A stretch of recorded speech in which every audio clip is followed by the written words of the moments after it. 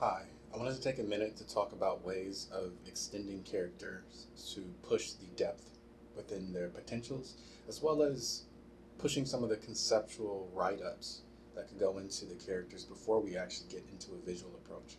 We're going to take a look at two different examples of this approach, this technique, um, both from a abstract written approach and then from a approach that is geared more toward visual development. So, character diamonds. What is that? So it's basically a diamond with a character archetype. So as you can see here, we have the villain, the hero, and then some new character down here, which hasn't been named. Essentially, what you do is you just create a diamond, and then you put your archetype in there, which could be, an archetype is kind of like a niche on character personas. Like the hero or the villain, which have been portrayed throughout narrative history for eons. Um, so once you have the villain, we're going to put all of our attributes, right? You can mix it up. I usually try to approach this by, having two visual attributes and then two personality attributes. But as you can see, they overlap, and that's okay. So here with the villain, you have the appearance of being angry. These are just like the common kind of associations, right? Villains can be vengeful, they can be stern, they can be sneaky. You might put something else there. You might put maybe a manipulator, or the villain is, um, lacks sensitivity, or you could mix it up. But these are kind of just the most obvious personality and visual attributes that I can think of. Then you're going to create your polar opposite, which is going to be the hero in this case. Um, if this were like, say, an angel, or like this would be a demon, then this would be an angel. You get the idea. The polar opposite in archetype. Once you've kind of put the synonyms of the villain's personality traits and visual attributes, then you have your third diamond down here, where you just start to pick and choose selectively what attributes you would like to combine into this new character. So here, I've taken the appears angry aspect of the villain, but I've made him truthfully gentle. So there's some layering there. Within the game, there's an opportunity to get to know this character if you continue to just be brave and confident, right? You could think of this as like, you know, um,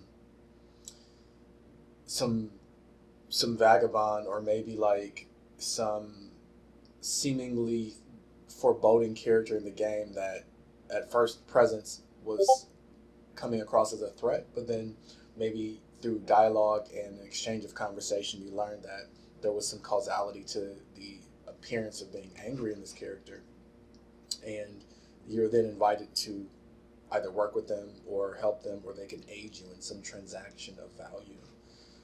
Here I've added the stern element to the character and the trustworthy element to the character. So, kind of like you can see the opposites on either diamond points.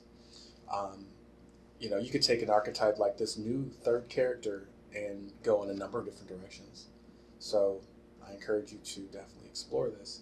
Now, I did want to show you one other approach to this. This is more of a layered take on this. As you can see, there are four diamonds in total, a third new diamond in the middle, which is our abomination. And the difference with this one is this is mostly purely um, visual and almost cryptozoology approached. Um, in the sense of each archetype is its own niche within the realm of creature design. Undead, anthropomorphic. Those are two very tried and true archetypes within the visual focus of creating creatures.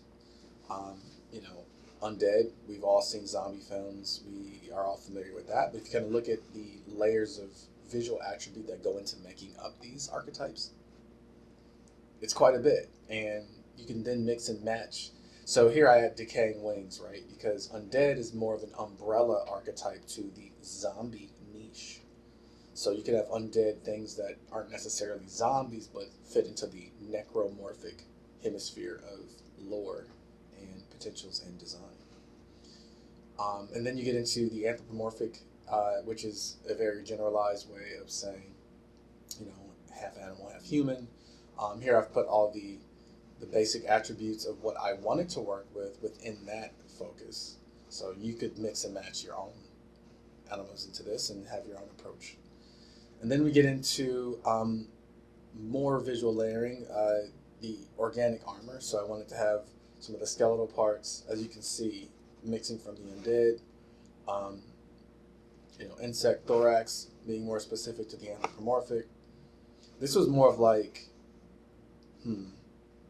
this diamond at the bottom focused more of like an adjective of accent, giving more clarity to the niches within the first two diamonds combining into this third. So that's, again, not necessary in your approach, but that's something I added because I wanted to be more specific with how these other elements would come together.